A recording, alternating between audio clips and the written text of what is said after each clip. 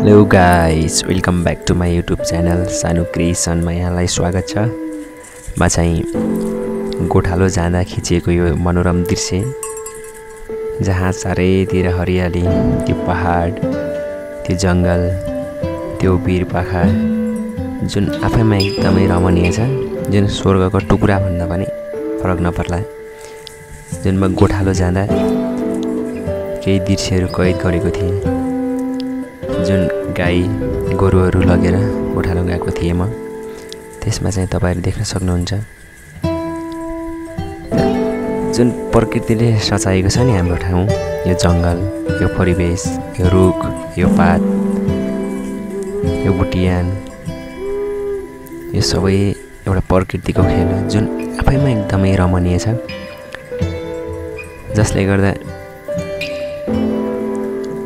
मैले चाहिँ पहिलेको पुर्खाहरू, बाजे जिजुहरूसँग नि सबै मान्छे सहरतिर छन्, हाम्रो पुर्खाहरू चाहिँ यति जङ्गलमा किन आएको भन्दा उहाँले के जवाब दिनुहुन्छ भने चाहिँ अब यहाँ चाहिँ पहिले अब गाउँ घरमा बस्ने, जङ्गलको नजिक बस्ने, गाई भैँसी पाल्ने, दुध दही खाने, जहाँ चाहिँ एकदमै घना जङ्गल छ त्यहाँ चाहिँ बस्नुहुन्थ्यो अरे क्या। जहाँ चाहिँ एकदम हाम्रो गाउँले परिवेशमा भनिन्छ नि यति निगालो चोया, यहाँ चाहिँ जङ्गलमा आगो लागेको थियो अरे।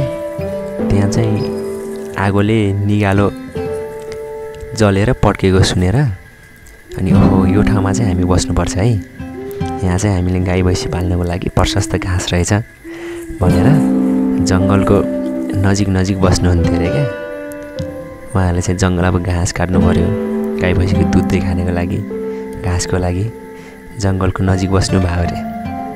जहाँ हामी गएर त्यो ठाउँमा जब हामी यो दृश्य कैद गर्ने भनेर हामी क्यामेरा ठहराउँछौँ, खिच्ने भन्दा पनि त्यहाँ हाम्रो आँखा त्यो दृश्यलाई, त्यो परिवेशलाई, त्यो भिरपाखा, रुख बिरुवा हेरेर हाम्रो मनै अघाउँदैन। जब हामी क्यामेराले कैद गर्ने सोचिरहेको हुन्छौँ, हाम्रो आँखाले हेरेरै आँखा अघाउँदैन क्या। जुन स्रोत साधनमा त विश्वकै दोस्रो धनी देश हाम्रो नेपाल, जुन सजिएको जङ्गलको बिचमा सजिएको त्यो गाउँ, यो ठाउँ, भिर पाखा पखेरे आफैमा नै एकदमै सुन्दरता बोकेको हाम्रो देश, यो जङ्गल।